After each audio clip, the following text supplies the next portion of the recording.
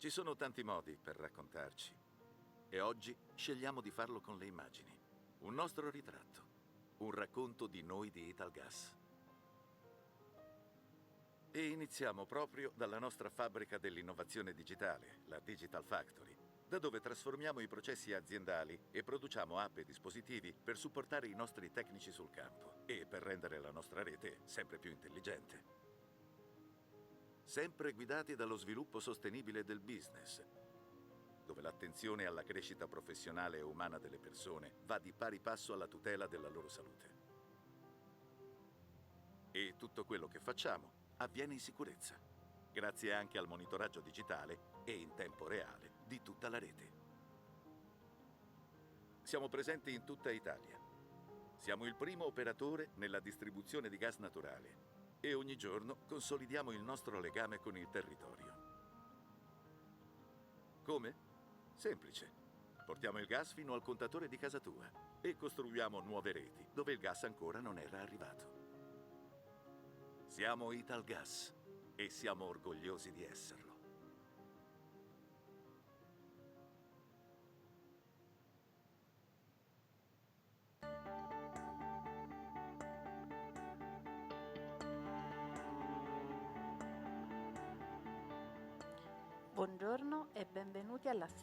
Good morning and welcome to the 2020 AGM. The chairman of Italgas, Professor Alberto Dell'Acqua, takes the floor to open the meeting.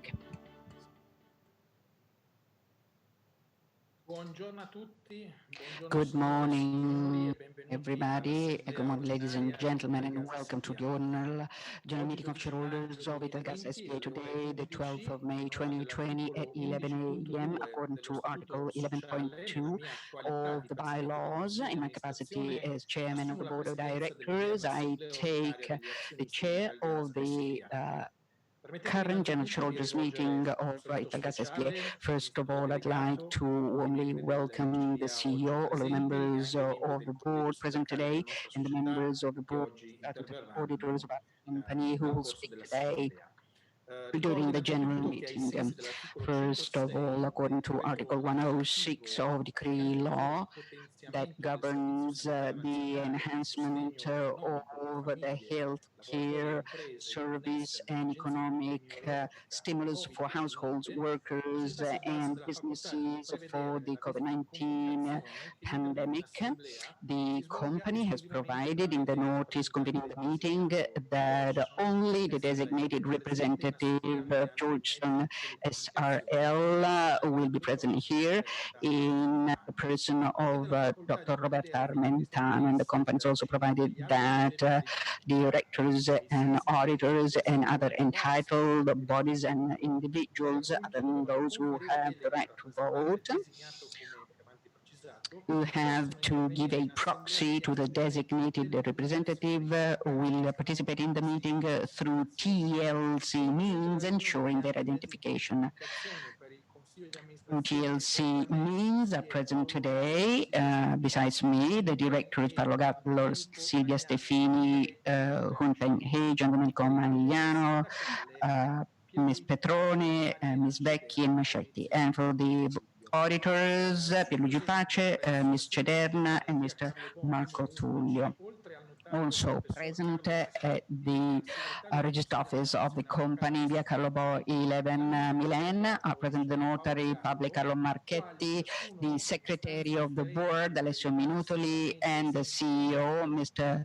Gallo, who, in order to avoid crowding, according to the current laws regulating the measures against COVID-19, will be video and audio linked. Please mute your devices, and whenever you want to take the floor, unmute your devices before speaking. I'd like to remind you that the general meeting has been convened to transact and pass resolutions on the following agenda. Item number 1, accounts for the year ended 31st of December 2019 of Italgas S.p.A. consolidated accounts at the end of 2019. Directors directors' report, statutory auditors' report, and relevant resolutions. Item number 2, appropriation of the profit for the year and dividend payouts. Item number 3, mutually agreed discontinuation of the assignment given for the audit of the accounts of the company for the period from 2020 to 2028, an assignment given to the new auditors, resolutions required and relating thereto. Item number 4, report on the remuneration and fees paid and approval of the remuneration policy according to Article 123 ter, Section 3 bis of Legislative Decree 58/1998 and resolutions according to Section 2 of the report and Article 123 ter, subsection 6 of Legislative Decree 58. Under number 5, incentive plan in the long term 2020-2022 and relevant resolutions. If no one objects, I'd like to call Professor Marchetti, the Notary Public, to act as a secretary, who is in Milan via Carlo Bo 11. According to Article 5.2 of the Regulation for General Shareholder Meetings of Italgas S.p.A., the Bureau has been set up, comprised of Alessio Minutoli as secretary and supported by the lawyer Ms. Chiariello, audio and video linked. I confirm that I personally ascertained with the support of the Bureau the identity and entitlement of those taking part in the meeting, as well as the power to take part in the meeting. So, with my consent, executives and employees of the company and representatives of the audit body, as well as professionals, consultants, auditors, experts, financial analysts, and accredited journalists can take part in the meeting. Please note that the Notice Call of the AGM was published on April the 10th, 2020 on the company website and in summary form in newspapers Sole 24 Ore and Financial Times on the 11th of April 2020, as well as disseminated by any of the modes prescribed by current regulations.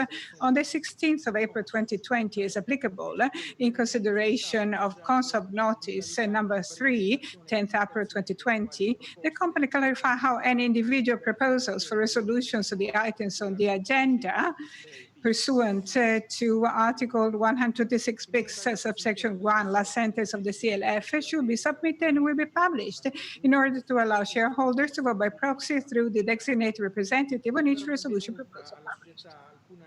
No request to supplement the agenda, nor any new proposal for resolution was submitted pursuant and in the manners provided for the CLF, as well as in the additional forms in the notice of call, as well as the notice dated 16th of April. The share capital amounts to 1,231,118.44 euros and is divided into 109,135,502 common shares without par value. Shares are indivisible and each entitles to one vote. Please note that there are no other share classes under the ordinary shares and that as of to date, the company does not own any treasury shares. Pursuant to Article 13 bis of the GDPR or EU Regulation 671, please note that personal data of people such as name, surname, place of birth, residence, and professional qualifications of people attending the AGM were and will be processed by Italgas S.p.A. as data controlling the forms and to extent related to obligation tasks and provided for the current laws and regulations. At the moment, there are 748 people attending, with shares equal to 324,391,824 common shares, accounting for 77.1677774 of the share capitals. The list of shareholders attending in person by proxy, including their share number, as well as the list of attendees voting as pledgees or and usufructuaries available and will be attached to the AGM minutes. I therefore declare this meeting properly convened and is eligible to resolve on the items on the agenda. I'd like to ask Secretary Professor Marchetti to continue with the relevant notices, please. Thank you very much, Mr. Chairman. Grazie mille Presidente, procediamo quindi con alcune comunicazioni preliminari. So my turn has come with some preliminary notices. First of all, I'd like to remind you documentation related to all items on the agenda was properly disclosed as well as published and included in the relevant section of the company's website. And is also part of the web file. According to the shareholders ledger, as well as any other notice received in compliance with Article 120 of the CLF and other information available, the following are the entities holding a material amount of voting places set out by the currently applicable laws and regulations, CDP via CDP Reti and SNAM, a total of 39.55% out of the voting and share capital. Lazard Asset Management, 8.4%, Romano Minozzi, via a number of controlled companies, holds 4.29%, and finally BlackRock owns 4.7%. Furthermore, in accordance with CONSOB resolutions of 17th of March and 9th of April 2020, anybody then owning a voting shareholding greater than 1% and less than the threshold set by the Article 120 subsection 2 of the CLF was to disclose it as per the above mentioned Article 120 within 10 working days after that. According to the shareholders ledger as supplemented by the above recalled regulations, shareholders directly and indirectly owning more than 1% of voting shares are in Casa 1.4%, and the Bangor Tocco International Index 1.06%. As regards the shareholders agreement under Article 1.2, all the companies aware of the agreement signed on 20th of October 2016 between CDP Reti and SNAM regarding all of the shares that each would have had in Italgas as a result of and with effect from the effective date of the partial proportional spin-off of SNAM for Italgas, and at the same time listing of the shares. The agreement that entered into force on the 7th of November 2016 governs the voting right on the syndicated shares, the setting up of an advisory committee, the obligations and manners of presenting a joint list for appointing the board members of the company, and some restrictions to the sale and purchase of the shares of Italgas. This was communicated to CONSOB under Article 122 of TUF and published according to the law on the website of the company under investors, shareholdings, and shareholders agreements. Designated representative is invited to make all of the statements required by the law, including in terms of lack of entitlement to vote. Also, there is a recording system to facilitate the minute taking. There will be a streaming on the website of the company. Since all of the documentation under the agenda has been publicized as described above and is available to the participants, we won't read it, and we only read the proposed resolutions contained in the report of the board. Also, prior to today's meeting, we've received lists of questions as required by Article 127 of TUF. The list of the questions and answers was published on the website of the company on the 8th of May 2020. Also, and finally, I inform you that the voting relating to today's meeting will take place through communication by the designated representative of the votes expressed based upon the voting instructions received. Thank you, Mr. Chairman. Over to you.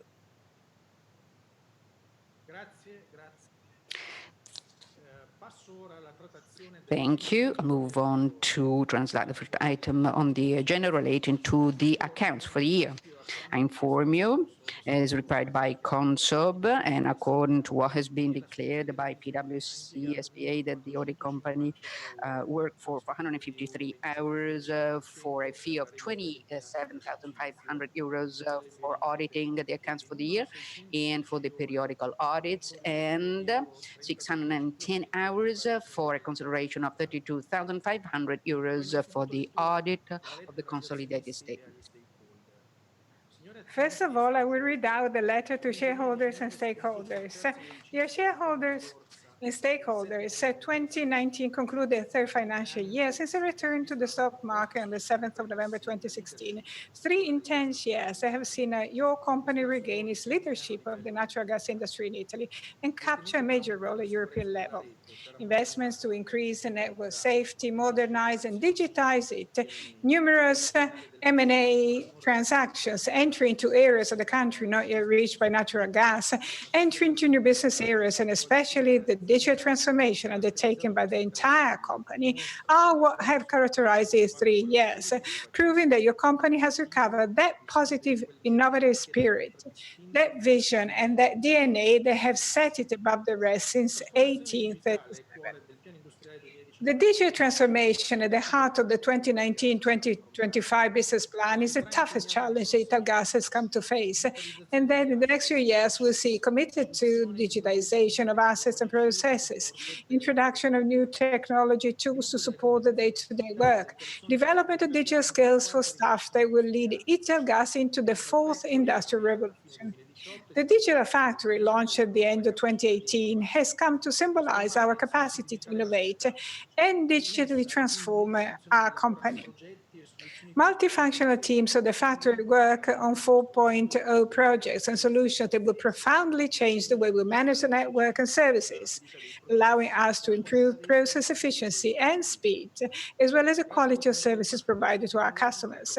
Through this technology transformation model, which has fostered such a major change in the speed of the gas distribution business and the results already achieved, Italgas has become a global benchmark, and not only for operators in the sector. In the last year, memorandum of understanding have been signed with international companies such as the State Grid Corporation of China, the Power in the United States, the French GRDF, and the Grid EDA TES. And more still pending finalization with the aim of simplifying the exchange of skills and experience in network management, as well as strengthening partnerships for the development of activities. In a scenario of enormous changes, both of an economic, social, and environmental nature, your company too is actively participating in the transition towards a carbon-free economy, with responsibility towards the communities and regions in which we operate. We are transforming our activities, process, infrastructures in such a way that natural gas becomes the key source of energy in this transition process. It is the only readily available economic solution for significantly reducing greenhouse gas, and particularly matter emissions, replacing coal in energy production or derivatives in heating, and in the medium term will be the renewable energy driver power to gas storage.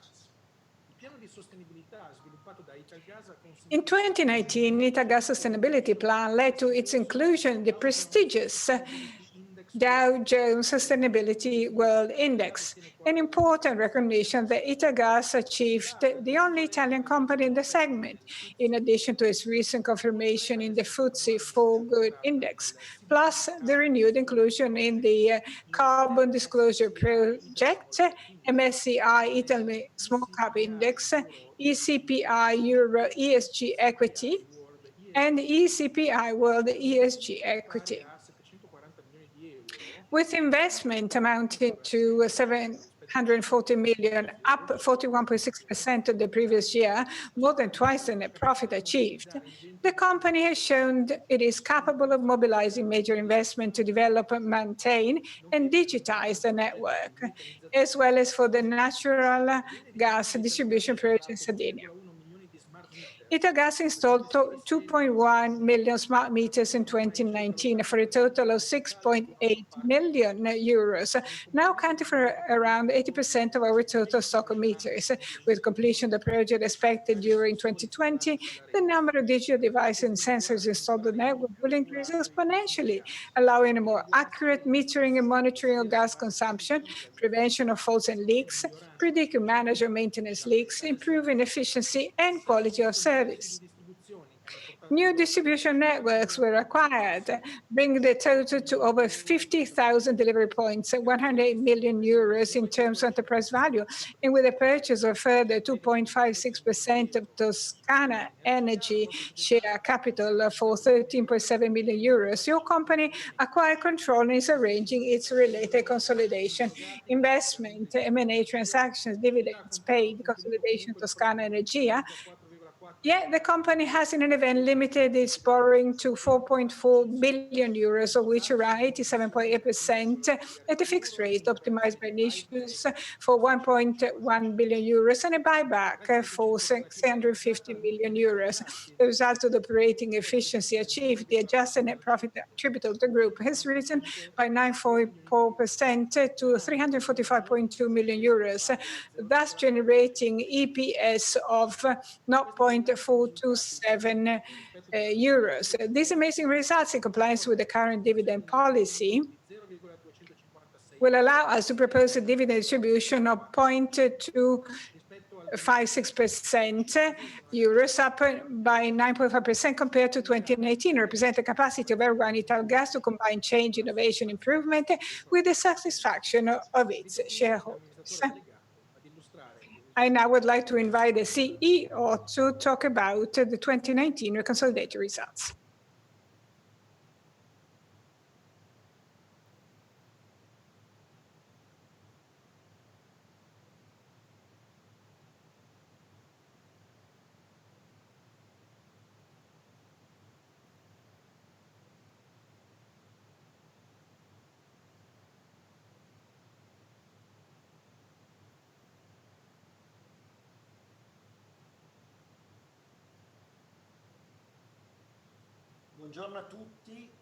Good morning to all, and I'd like to welcome all of the shareholders participating and who are taking part in the proceedings of this meeting. And I'd like to wholeheartedly welcome all of the directors and auditors and executives and employees of Italgas who are taking part in this meeting. Now, I'd like to illustrate to you the results of the company in 2019, and I will also take a step back to explain to you how the company, faced with the COVID-19 pandemic, has reacted and which actions have been taken both during the period that we've gone through, i.e. up until the 4th of May, up until the moment lockdown was lifted, and how the company thereafter is getting ready and is ready, and which actions have been taken to start again. So I'd like to start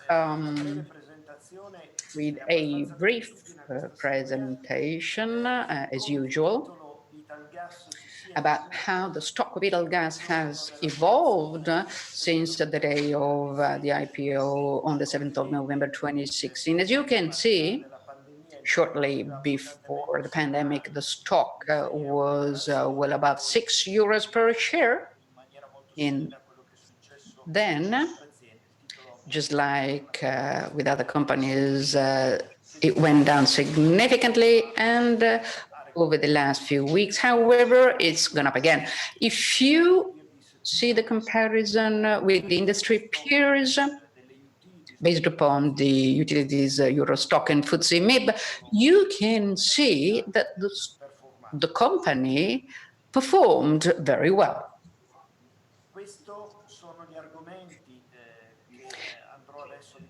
These are the topics I'll move on to illustrate in a moment.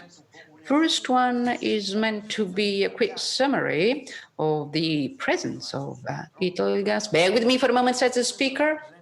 So this is a short summary of the presence of Italgas across Italy. You can see the number of kilometers managed, almost 72,000 in total across Italy, including Sardinia, which used to be the region of Italy where up until some years ago Italy was not present. The active meters are an extremely important benchmark to understand the size of the company in terms of millions of euros. The head count has gone up. I'd like to ask the audio video technicians to improve the audio, which is not working perfectly well. Thank you.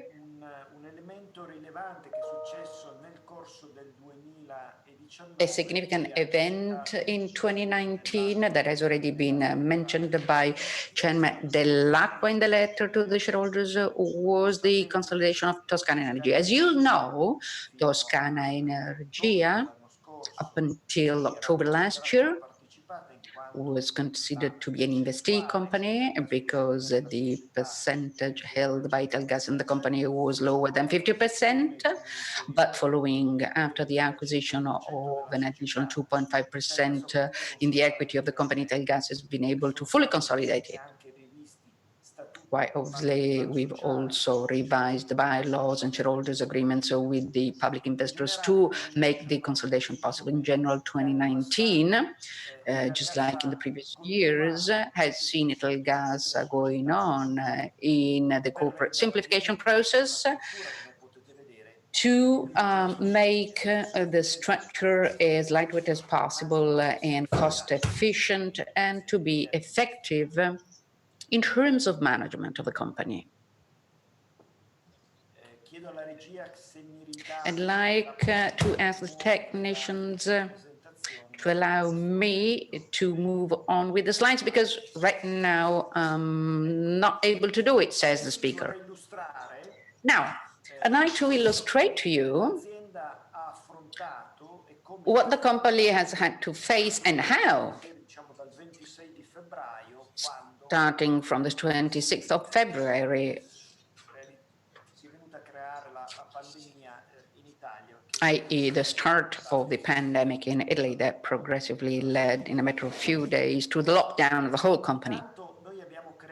First thing first, we have immediately set up a team comprised of 5 members, the emergency agile team, operating according to the agile method, that on a daily basis monitored the evolution of the situation and seamlessly released procedures and clear indications on how to act to all of the headcount of the group.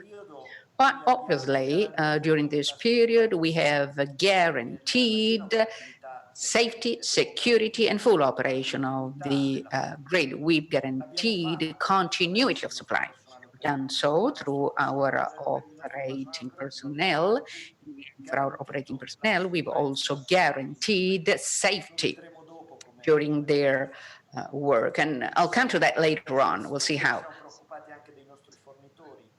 More than that, we've also acted to the advantage of our suppliers in these months. So we've stayed with them. We've anticipated payments to make it possible for suppliers to continue to operate, most especially thinking that starting from the reopening, we need these suppliers to continue to work. We've also thought of all of our employees. We've given to them an additional specific coverage for COVID-19, and we've also thought of the communities and territories where we operate. We've made donations. You may have read in the press that we've donated to as many as 7 hospitals across the country and to the civil defense. We've collected money. We've donated the equivalent of 7,000 hours.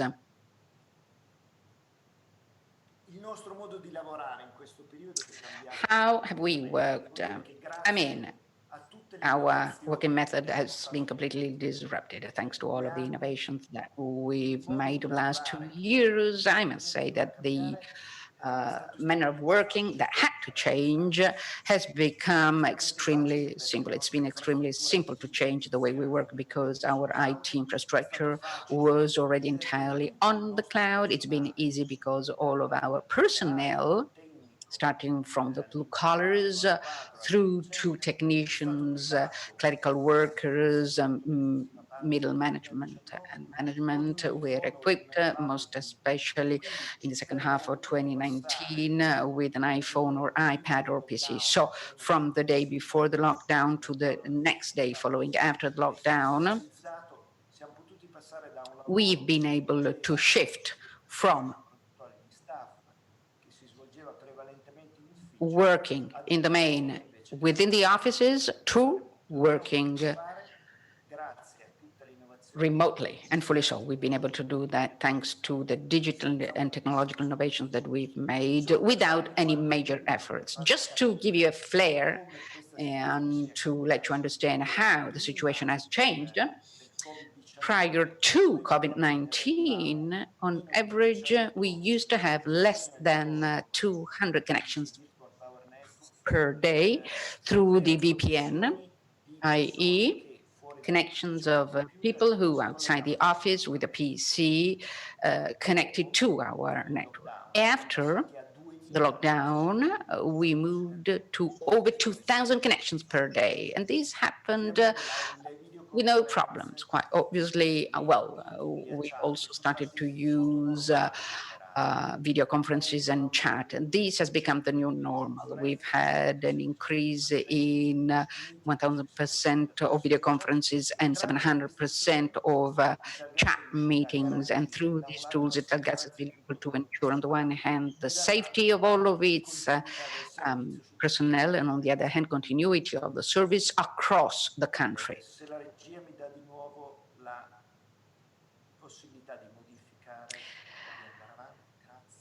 The speaker would like to have the possibility to control the slides. So, in operational terms, things have changed as well. Here are some numbers to give you an idea of what happened over the last 2 months. First thing first, we recorded a reduction in emergency calls, 38% less than previously. And these are the calls relating to gas leaks. And this also thanks to the work done last year and in the recent months with a new system to enhance the steady search for leaks. And this has gone on, and even more so during this period. Fortunately, this system of leak detection doesn't need more operators. Only one operator is required, so we've been able to increase leak detection, and leaks have been driven down. And this is shown by this significant reduction in emergency calls for leaks. We monitored the request for new connections, and 20% of the interventions that have been prioritized show this. And quite obviously, we've always ensured that the personnel operated in full safety, thanks to the new technologies introduced, but I'll come to that later on in more detail. We've had an increase in the success of our interventions by 27% right first time. And with the final customer, we've had a very precise and accurate communication. And then, health-wise, we've decided that 5 to 7% of our operational personnel be on a paid leave, on a furlough, to avoid possible contagion risks. How have we restarted? I mean, 1 week ago, starting from the 4th of March. Well, over the last 2 months, and especially over the last month, we worked hard on how to restart. Let us now take a look at this in terms of operations, because quite obviously operations are the activities that have gone on over the last 2 months, but we've limited them to essential interventions. So from the 4th of May, we've restarted all of our activities except for work in households, homes, and we've given precise instructions to both our suppliers and our employees. First, we've given all of the operating units with the temperature control thermal scanners. They've been installed in the office as well. We've given all of our operators and employees PPEs, gloves, face masks, and disinfectants. Over 1 million face masks have been ordered and they're coming through. But the new technology has allowed us to start working fully secure and safe. We've asked all of the suppliers to use this digital app that we'll see later on work on site, that makes it possible to remotely control our working sites and makes it possible as a result to avoid on-site inspections. Likewise,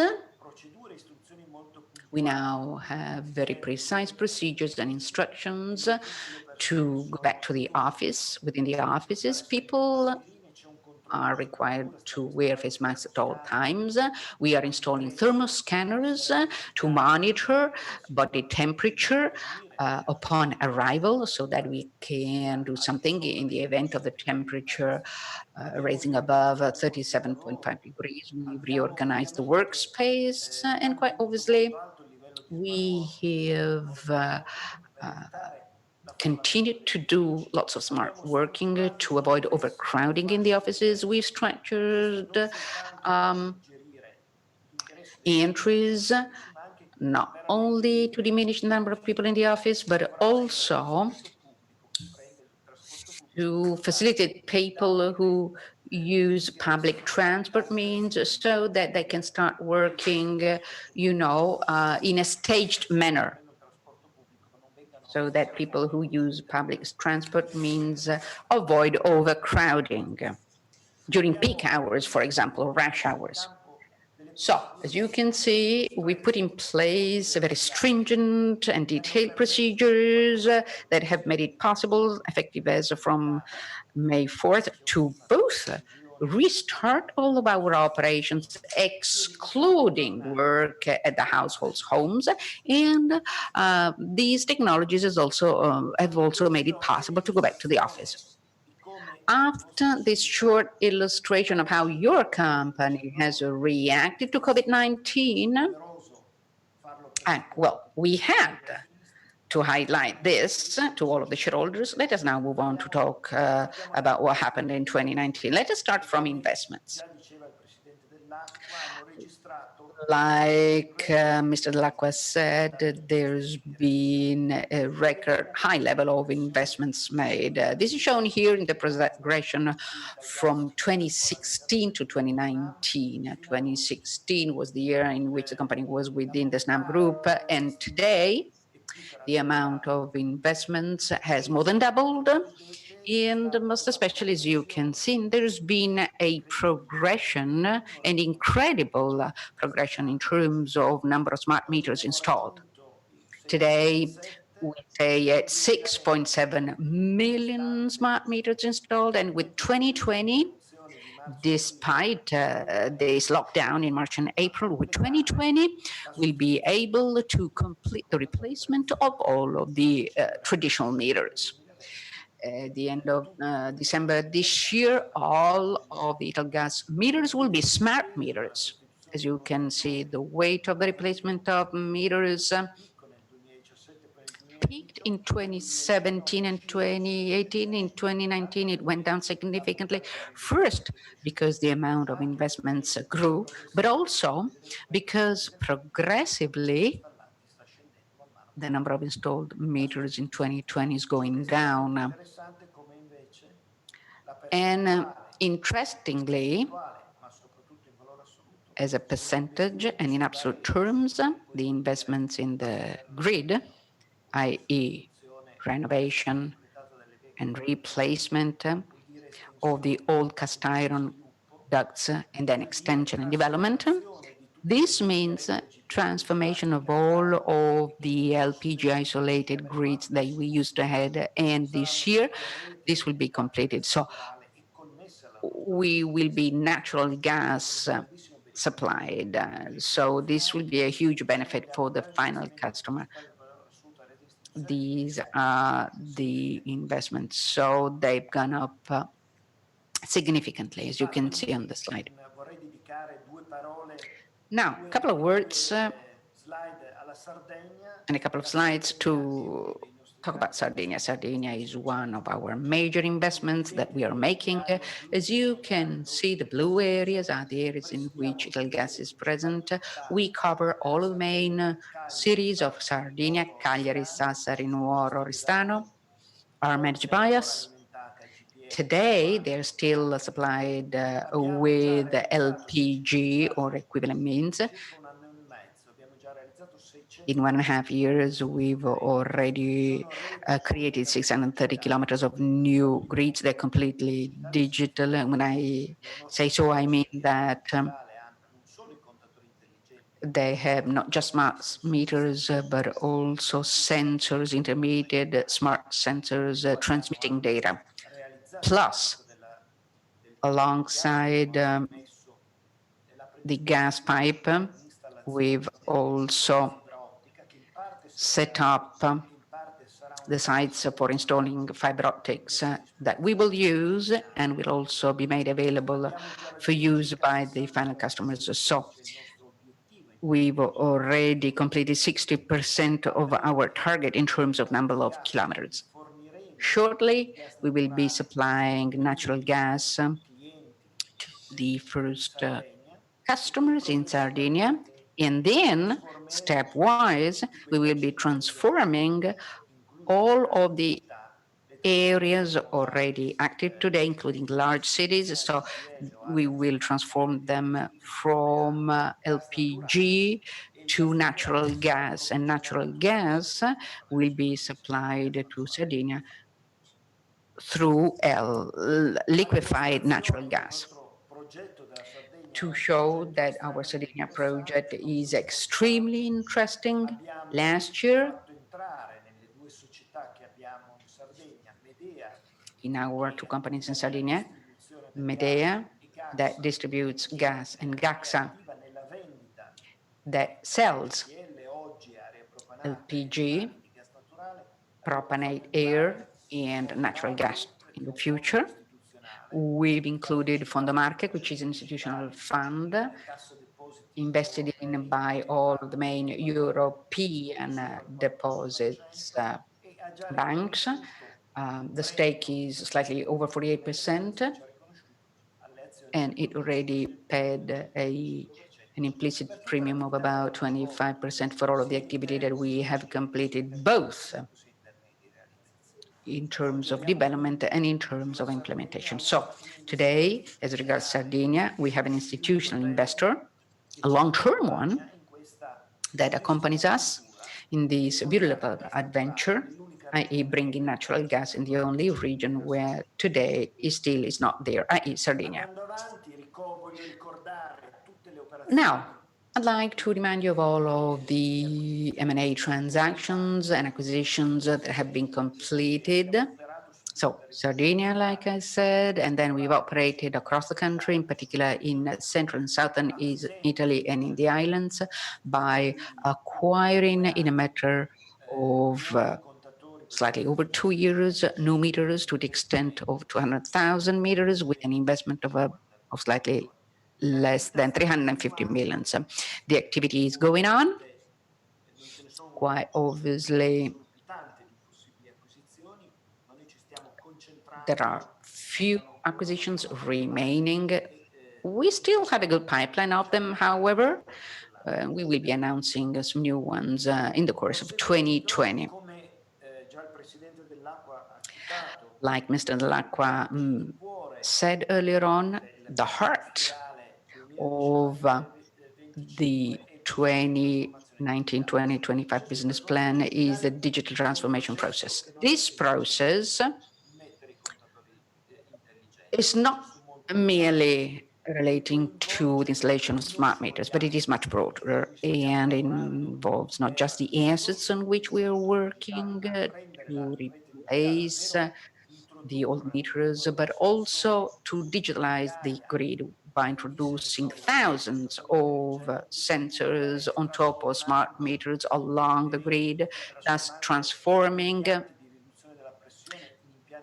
the pressure reduction systems in fully digital and remote ones. So we are steadily working to transform our grid. Just think of the number in the 2019-2025 plan. Slightly less than 1 billion euros were allocated to this target, and this will be finished in a couple of years. But quite obviously, we're also facing the digital transformation of the corporate processes.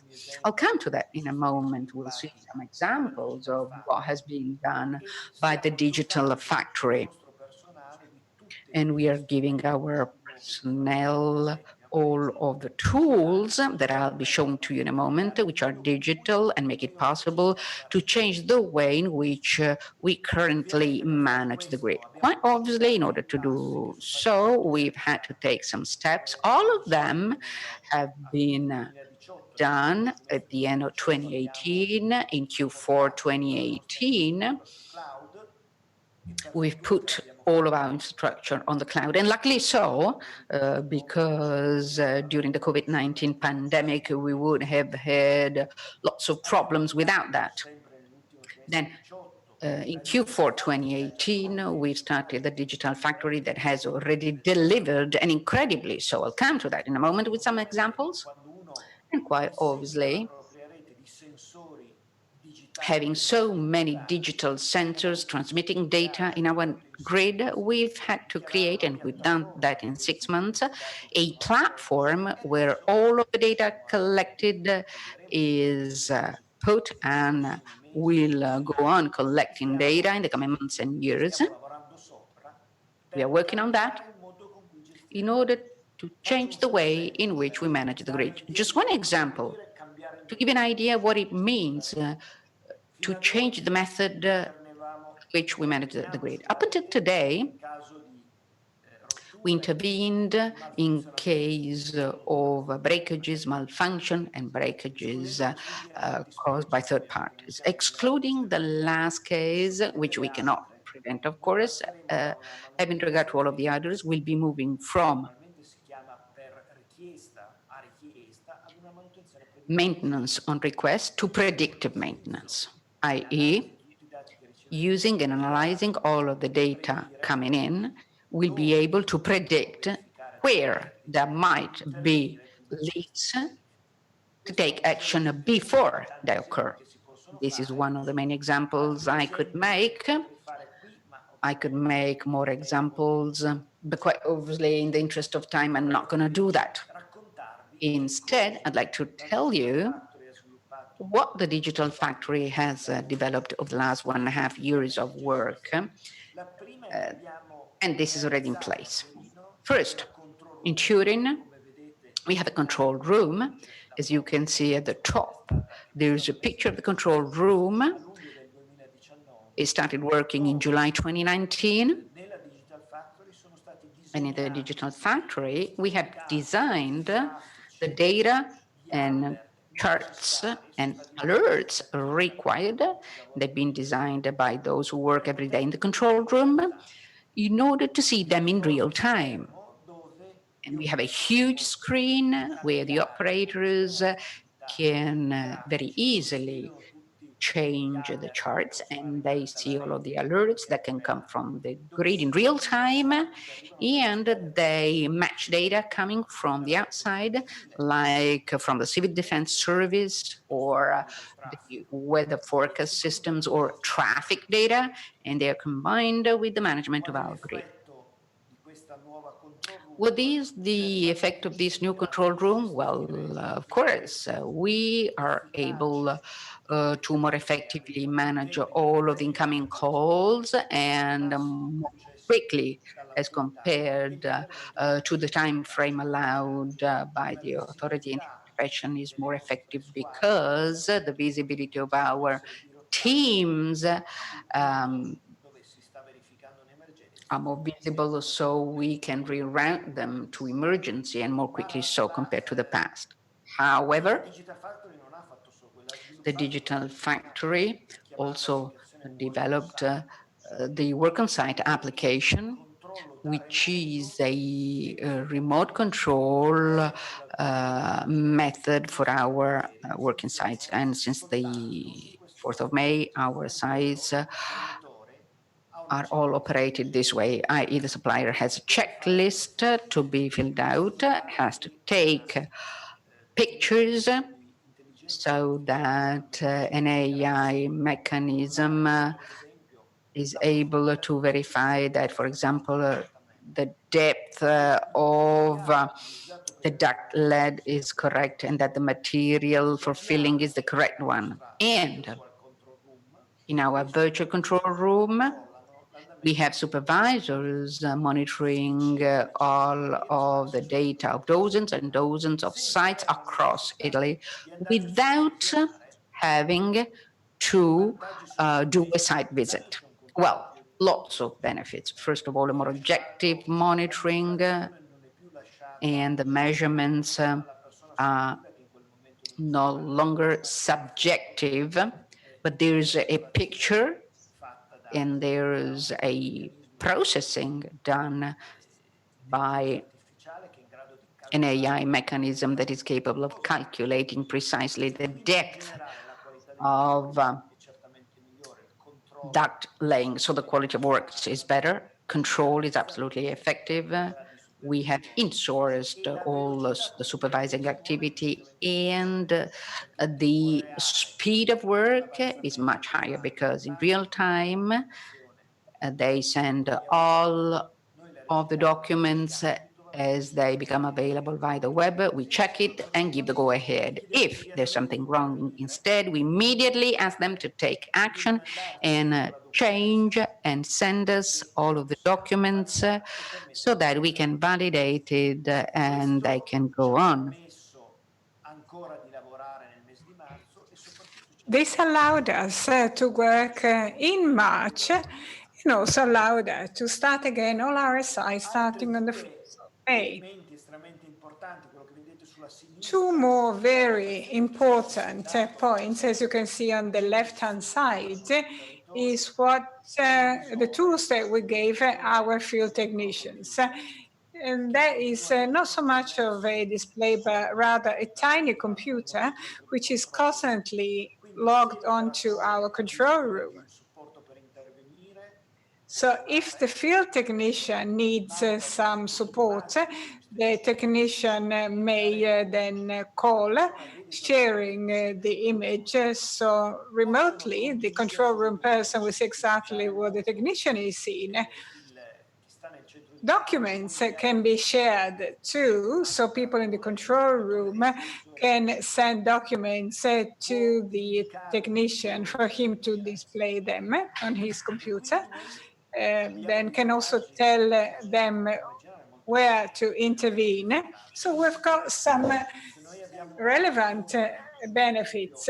First of all, a great efficiency, because if we have a rather unexperienced technician, then that young person may get in touch with more experienced colleagues and get some support. And that is so much more effective because experienced people can directly see what is going on. So that's a great way to share expertise. We now have over 100 of such display displays in Italy. In addition, 300 will be added. And so all of our field technicians will be able to use the display so as to work in the utmost safety and be also remotely supported by control room technicians. On the right-hand side, you can see what was then developed later on. You see, an app was designed that allows you a real-time rescheduling of our actions. Say, as a result of traffic, our team is late, then their action, their service can be rescheduled, also warning the end client. If for some reason the end client is not there, then we can reschedule these service actions, and that team may be rescheduled to go somewhere else. All that can be done in real time. Should an emergency arise, then our control room operators can detect that, and then based on location-sensitive apps, they can dispatch the team that can reach their destination in the shortest time, because everything is combined with the traffic analysis. So the end customer is immediately kept up to date about what's going on, and that's the reason why we have such a high success rate. So the end customer is constantly kept up to date about the status of the service action. People are used better, and everything is combined with real-time knowledge about what is going on in that specific neighborhood. All these apps were in-house developed.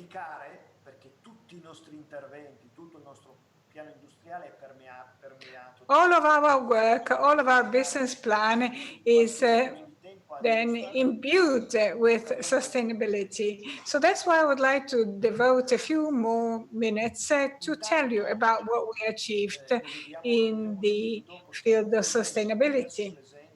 First off, unlike traditionally, we are now present in the most important sustainability indices, both domestic and international. But I'd like to place the emphasis on more important things. That is what we achieved in terms of sustainability. You may recall that in our business plan, there were 5 pillars for the sustainability plan. The second pillar was to be people-centric. And I'd like to start with then incident rates. I mean, we insist a lot with our personnel and also consultant personnel to focus on safety, but then we also decided to use many young people. You see, the 81% of the new hires are under 30. The same is true for women, even though this is a traditionally masculine industry. You see that almost 30% of new hires are women. We also focused on training and education. On an average, 21 hours training per person. I mean, just think how many hours training we delivered in 2019. The third pillar of our business plan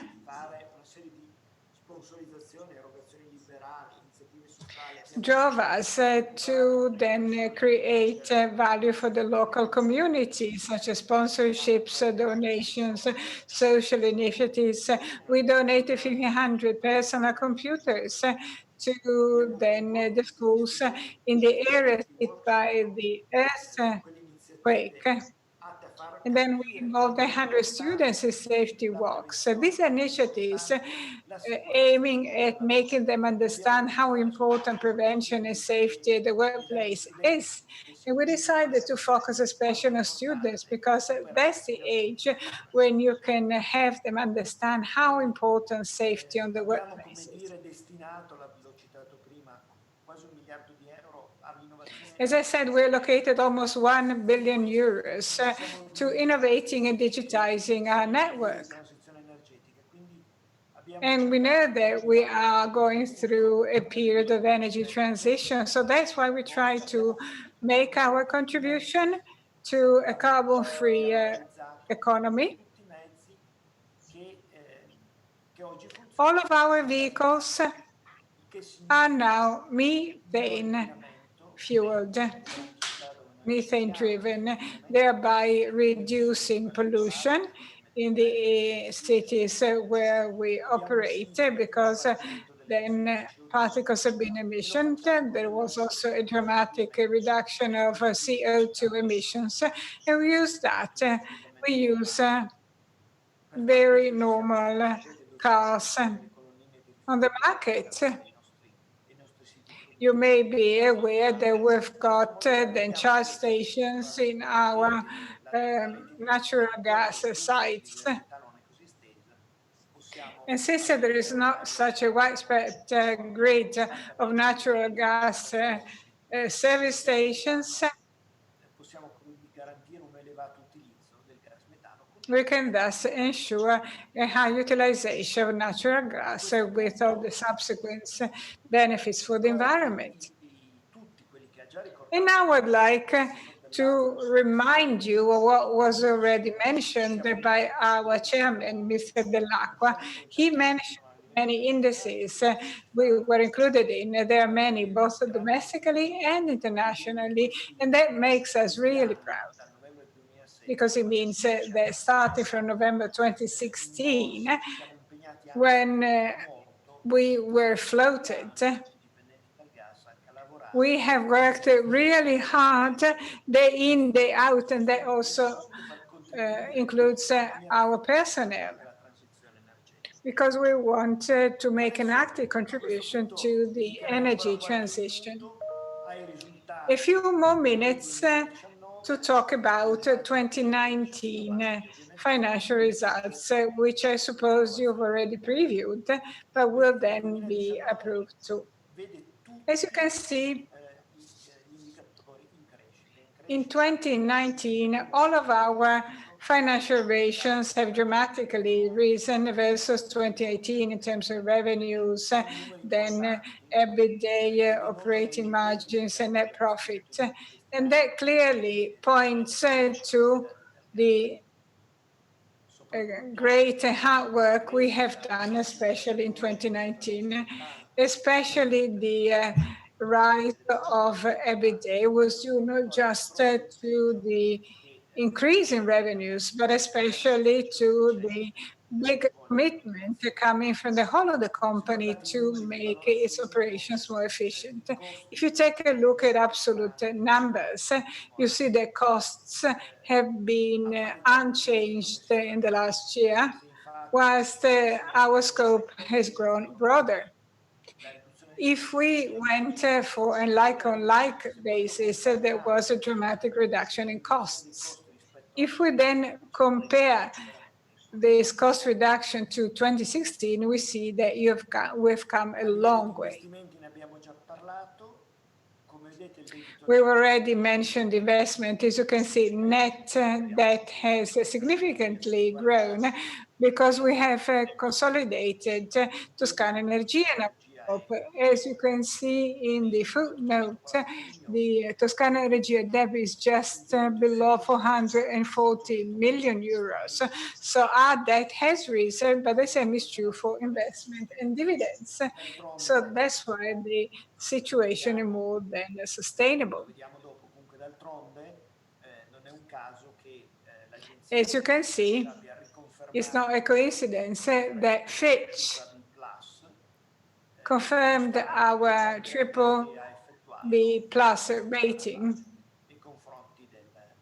despite downgrading Italy as a whole just a few weeks back. If we compare the situation, the current situation 2016, it's amazing in terms of how much we have grown, both in terms of revenues, EBITDA, which has grown by 33%, whilst revenues only grew by 70%. The whole difference lies in cost reduction. Net profit has grown by 56%, and dividends for our shareholders, to pay them back for investing in Italgas. So dividends have dramatically grown, namely by 20% versus 2016. We've already talked about investment. Our AB, thanks to our investment in Toscana Energia consolidation, has grown significantly. You know how important that is for our industry. This is the value of our assets. That's a value that's recognized by the regulator. So this value is actually validated by a third-party regulator, and that was used to assess next year's revenues. And as you can see, the leverage, despite the large amount of investment made over the past few years, hasn't grown that much. It just went from 59 to 60%. The leverage ratio is the ratio between our indebtedness and our AB. And that's an indicator that is closely looked at by rating agencies. So RAB has grown by 23% as a result of our investment in Toscana Energia consolidation and the subsequent M&A. Despite all of this, our leverage has only grown by 3%, so almost nothing. A livello del debito, il lavoro che è stato fatto in tutti questi anni che As for our debt, we've been working very hard over the last few years, as you heard from the chairman's letter to the shareholders. A number of deals were performed in 2019.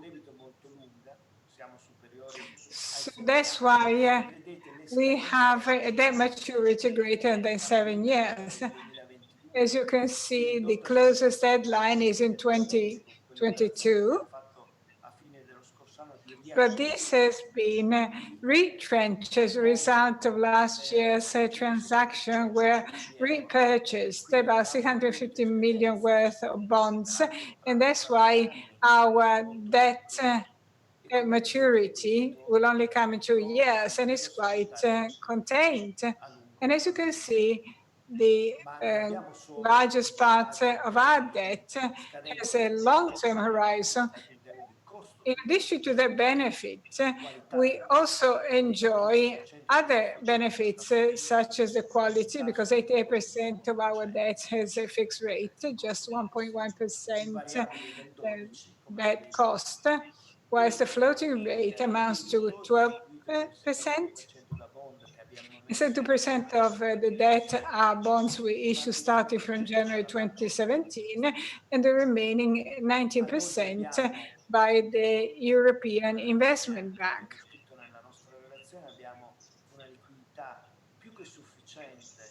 Our cash and cash equivalents are more than enough for our operations, so we won't have any cash issues.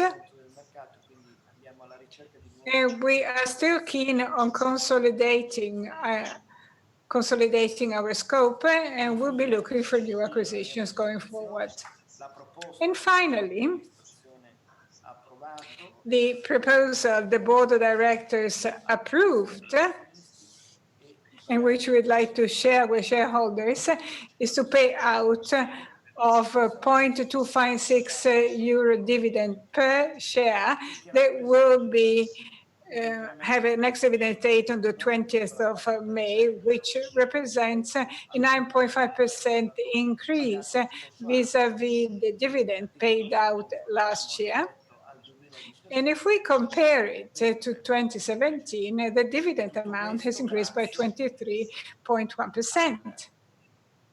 All this is thanks to our daily work, thanks to the robustness of our financial statements, M&As, as well as thanks to our digital transformation process we initiated 2 years ago and is still ongoing. That will then be very satisfactory.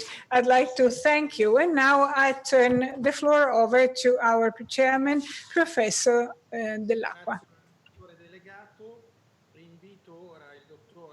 I'd like to thank the CEO and I'd like to invite Mr. Pierluigi Pace, the chairman of the board of statutory auditors, and Mr. Mattia Molari, partner of PwC SPA, to read out respectively the conclusions of the statutory auditors report to the AGM pursuant to Article 153 of the legislative decree number 58 of 1998, as well as Article 2029 of the Italian Civil Code, and respectively, the conclusions of the auditors, external auditors report on the financial statement. Please. First, Mr. Pierluigi Pace, Chairman of the Board of Statutory Auditors.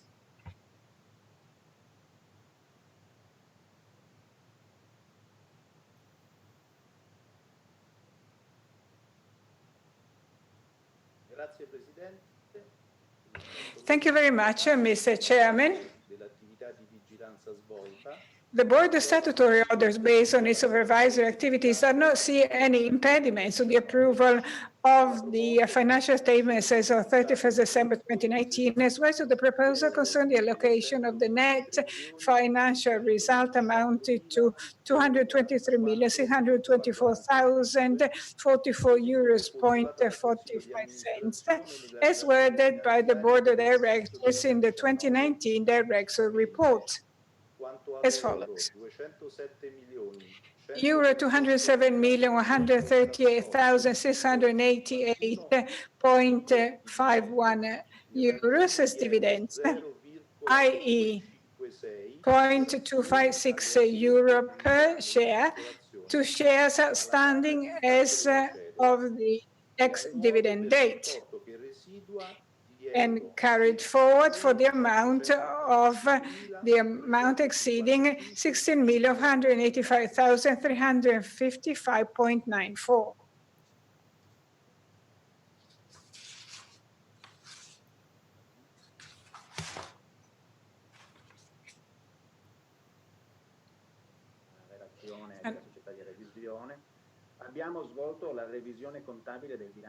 We audited the consolidated financial statements of Italgas Group SPA, which comprise a statement financial position as of 31st December 2019, the income statement, the statement of comprehensive income, statement of changes in shareholders' equity, cash flow statement for the year that ended, and notes of the consolidated financial statement, including a summary of the most significant accounting standards.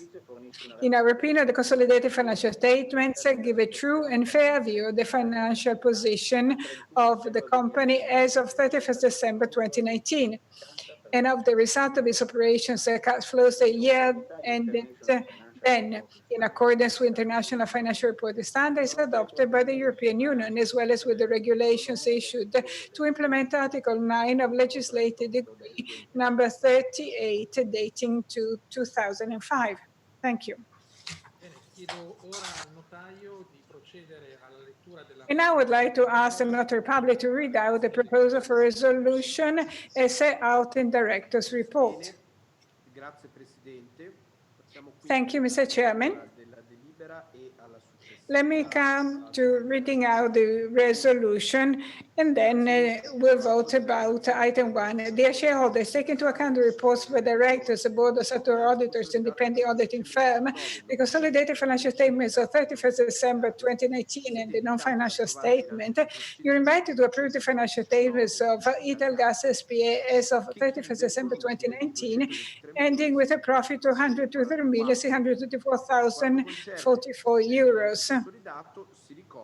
As for the consolidated financial statements, as you find the explanatory report, 2019 net profit attributable to the group amounts to 417.2 million euros, whilst the net profit including third-party holdings then amounts to 423.6 million euros. Please note that third-party stakes mainly relate to Toscana Energia and Medea third-party shareholders.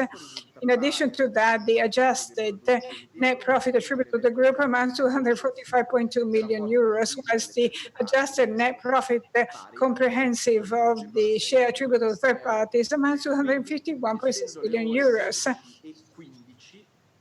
Since it's now 15 after 12, I'd like to ask the designated representative to communicate votes based on voting guidance about item 1 on the agenda.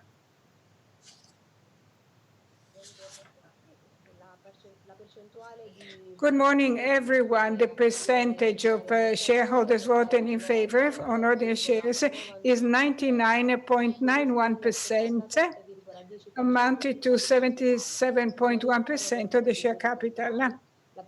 No votes against were received, whilst the people abstaining is 0.8%, amounted to 0.6% of the share capital.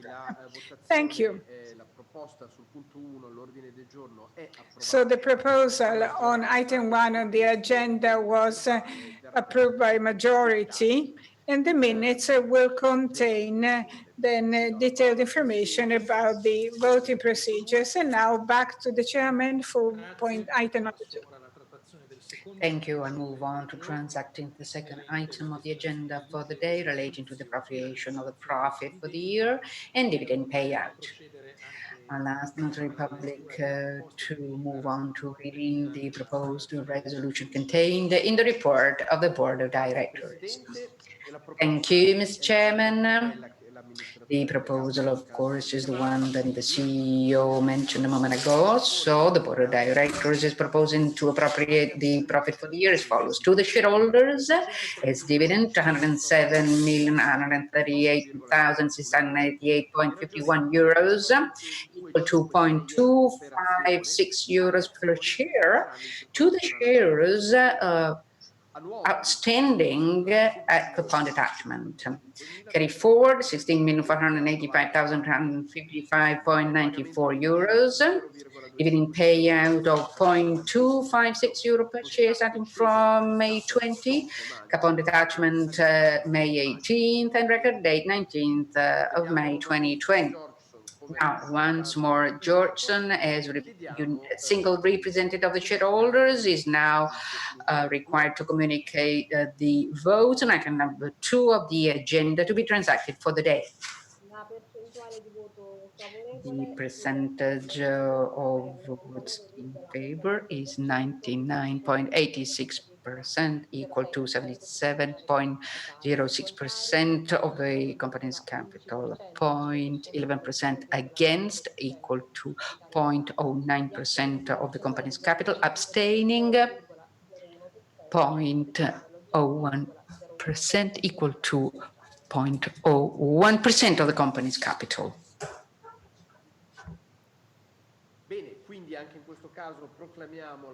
So, the proposal has been approved by a majority. The minutes will give you the details. Now, over again to the chairman, who will be introducing item 3 of the agenda. Thank you. Let me come to the third item on the agenda, i.e. termination by agreement of the appointment of the current external auditors and appointment of a new auditing firm. I'd like to ask the Notary Public to read out the proposal of the resolution contained in the Director's report that takes into account both a statutory auditor's opinion and motivated proposal. Thank you very much. So having taken note of the explanatory report of the Board of Directors, as well as the made available to the shareholders with the period of time according to the regents, as well as the determination of agreement, having taken the comments formulated by PricewaterhouseCoopers SPA contained in the acceptance communications, having taken note of the opinion of the Board of Statutory Auditors on the termination of agreement with the appointed external auditor, having taken note of the reasons for the termination by agreement as set out in said report and the opinion of the Board of Auditors, having taken note of the offer for the appointment of the external auditor of the accounts of Italgas SPA submitted by Deloitte & Touche for the financial years for 2020 to 2028 inclusive. Having taken note of the reason proposal of the Board of the Statutory Auditors of the shareholders agreement to appoint an external auditor of the accounts for the financial years 2020-2028 inclusive, to determine the relative compensation and fees set out therein, having taken account of the fact that pursuant to Article 3, subsection 4, Legislative Decree 39 of 27 January 2018 on the external audit of annual consolidated accounts is amended by Legislative Decree 135 2016, Article 7, subsection 2 of Ministerial Decree of the Ministry of Economy and Finance 2012. At the shareholders meeting, having acquired the comments formulated by the audit firm, and having obtained the opinion of the control body, resolves on the termination by agreement of the audit contract. Having taken into account that pursuant to Article 30, subsection 1 of Legislative Decree 39/2010 on the external audit of annual consolidated accounts is amended by Legislative Decree 135 on the specific regards regarding external audit of public interest entities, shareholders meeting resolves to confer the audit contract on the recent proposal of the control body. Therefore, here is the resolution. So to approve pursuant to Legislative Decree 39/2010 and amendments, the termination of agreement with the existing audit appointment conferred on PricewaterhouseCoopers with office in Milan for the years from 2017 to 2025 by the Italgas SPA shareholders meeting on 28th of April 2017, with efficacy subject to confer by the shareholders meeting of the company of the new appointment as external auditor and the same depending on the firm's Cassa Depositi e Prestiti. It being understood that if the shareholders meeting were not to confer the new appointment on the same independent auditing firm, the termination agreement shall be understood to have no effect. Point number 2 is to bestow the appointments external auditors with Italgas SPA pursuant to E-Regulation 537/2014 of the specific requirements regarding the external audit of public interest entities, as well as the usual Legislative Decree 39/2010 on the external audit annual consolidated accounts for the duration 9 years, and specifically financial years from 2020 to 2028 inclusive, on the independent auditing firm Deloitte & Touche with registered offices in Milan, with efficacy subject to the prior resolution of the shareholders meeting of the company termination by agreement of the current appointment conferred on PricewaterhouseCoopers, and in any event in continuity with said termination, as well as to determine for the whole duration the appointment conferred on Deloitte & Touche a total annual fee net of VAT and the supervisory contribution made to Consob for €194,100 per financial year, calculated on the basis of an estimate of 2,008 work hours with tariffs that will be updated annually based on this date, subdivided between the audit of the annual consolidated group financial statements of Italgas SPA, the limited audit of the abbreviated consolidated half-yearly accounts of Italgas SPA, the audit of the compliance of the non-financial statement for the issuing of the certification pursuant to Article 3, subsection 10 of the above-mentioned 2016 legislative decree, the audit of consolidated separate on accounts in conformity with 231 Resolution 2014, and finally the review of the adequacy of the internal control system connected to preparation of financial report for the preparation of the financial statements. all as set out in the recent proposal by the Board of Statutory Auditors in compliance with the terms and conditions, including those of an economic nature, contained or submitted by the Latin Touche, retained in the official documents of the Board of Statutory Auditors itself and those of Italgas, and also summarizing the opinion proposal of the Board of Statutory Auditors. And finally, the proposal is to bestow separate powers to the chairman, the board of directors, the chief executive officer to execute all the formalities inherent in both the formalization of the resolution on the termination by agreement of the other appointed conferred by PricewaterhouseCoopers and the conferment of the appointment of external auditors to Deloitte. At then 12:24, we will vote the proposal. And we'd like to ask the designated proposal to communicate the votes received. In favor, 99.85%, amounting to 77.5% of the share capital. Against were 0.2%, amounting to 0.02% of the share capital. As for the abstained, we had a percentage of 0.11%, amounting to 0.89% of the share capital. Thank you for this information. The resolution has been passed. The details will be included in the minutes. This completes item number 3 of the agenda. Over to Chairman Professor Dell'Acqua. Okay, now move on to transact the 4th item on the agenda for the day relating to the report and remuneration. I remind you that the shareholders, pursuant to Article 123 ter, subsection 3 bis of TUF, will be called upon to approve Section 1 of the report and remuneration with a binding resolution pursuant to Article 123 ter, subsection 3 ter of TUF. They will also be called upon, according to Article 123 ter, subsection 6 of TUF, to vote for or against on Section 2 of the report and remuneration with a non-binding resolution. Now, the floor goes to the chairman of the Nomination and Remuneration Committee, the lawyer, Mr. Andrea Marchetti, who will read the letter to the stakeholders prepared by the Nomination and Remuneration Committee. Thank you.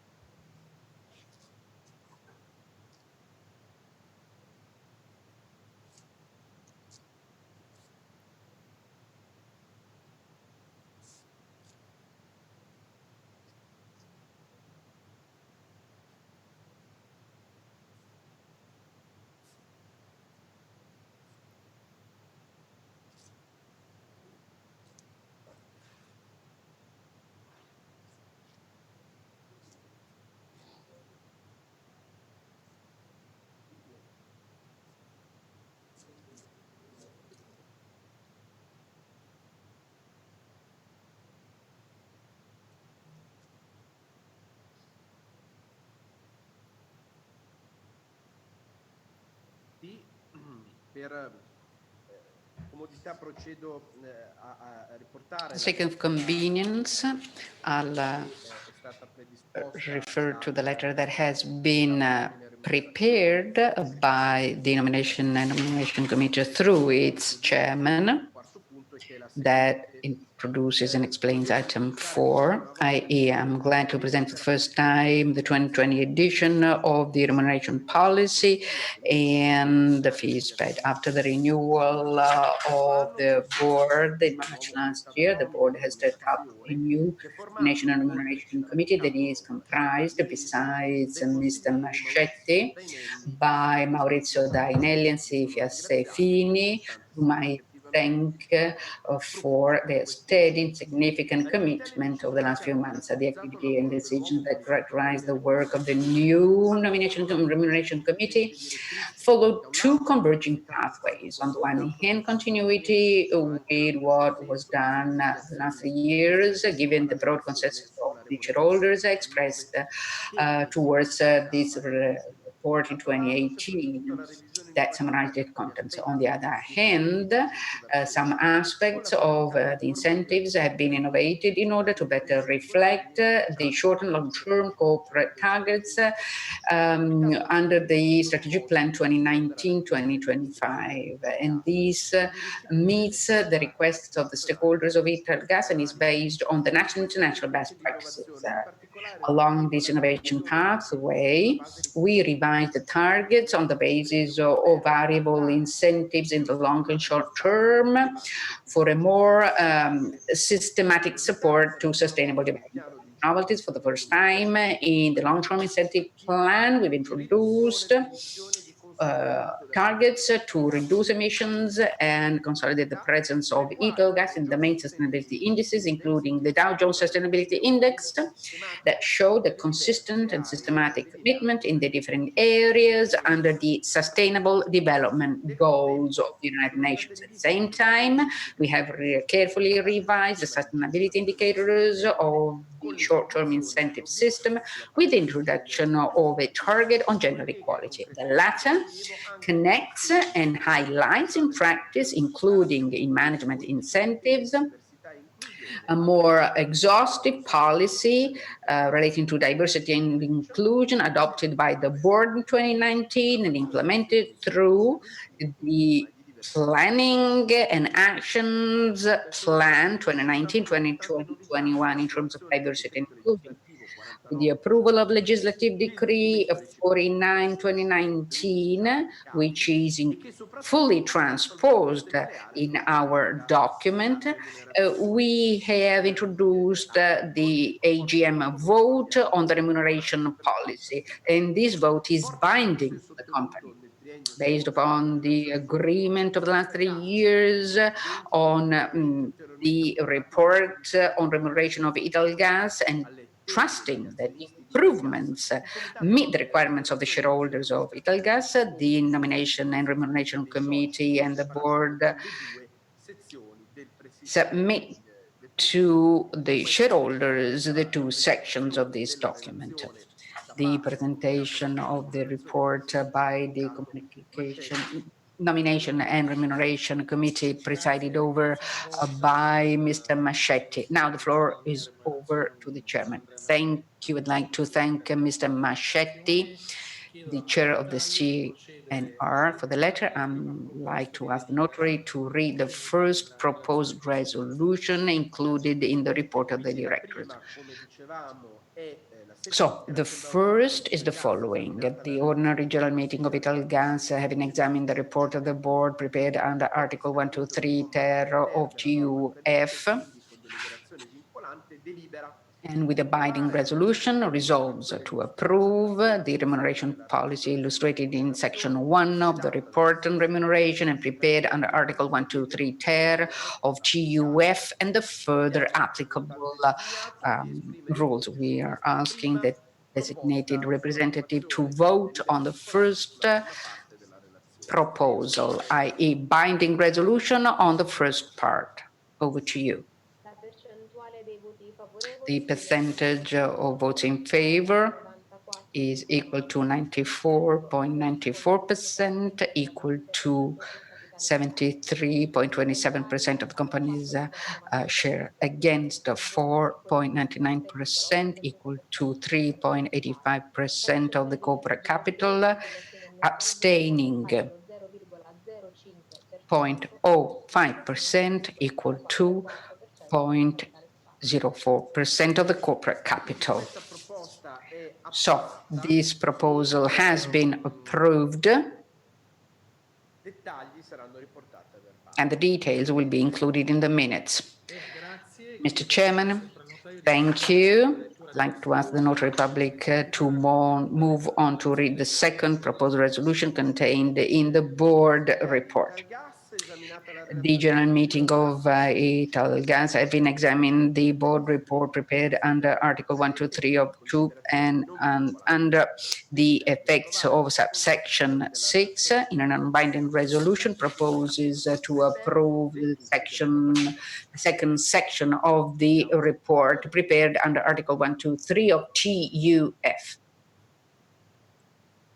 Let us see the votes.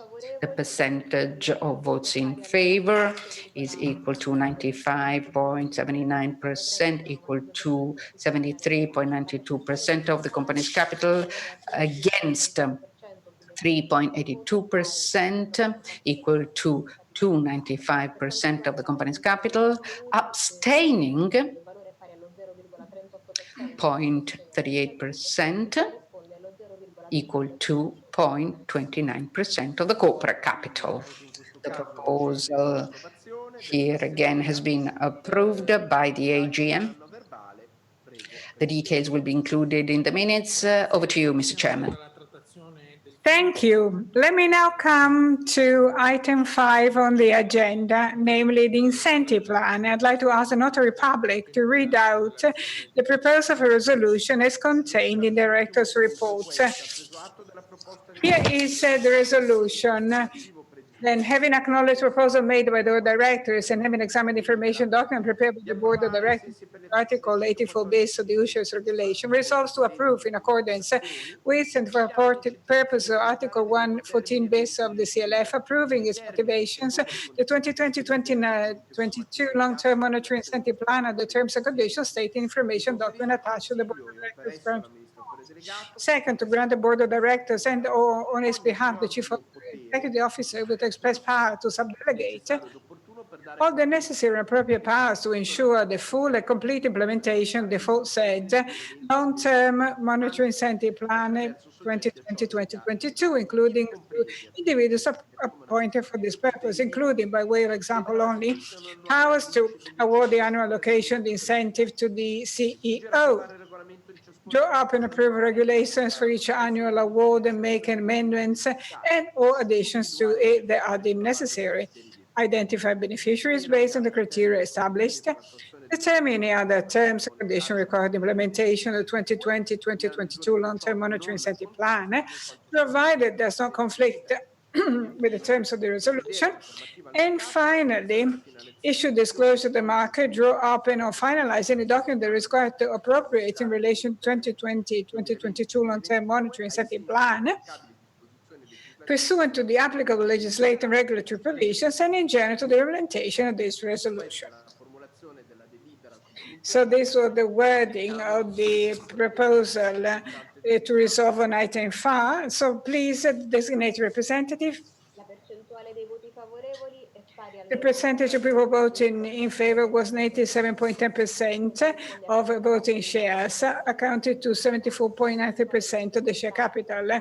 People voting against were 2.89%, amounting to 2.23% of the share capital. No people abstained. Thank you. Then, Mr. Chairman, also the last item on the agenda was approved by the shareholders meeting, and that's why I will turn the microphone over to you once again. Thank you, Mr. Notary Public. Since there is nothing else to be resolved on, I'd like to thank all the people logged on, and I'd like to thank in particular the Bureau Presidency, especially Masso Mutelit and Chiariello, for all the support that were given, the Notary Public, Mr. Marchetti, the communication team, and technical support for contributing to the success of this AGM despite the challenging conditions. In particular, I'd like to thank all Italgas employees for everything they've done for our company in 2019, for their commitment towards the company in the last few months, which have called for extraordinary efforts from all of us. Thank you very much, and I declare the Italgas SP AGM closed at 12:38 of then 12th of May 2020. Thank you.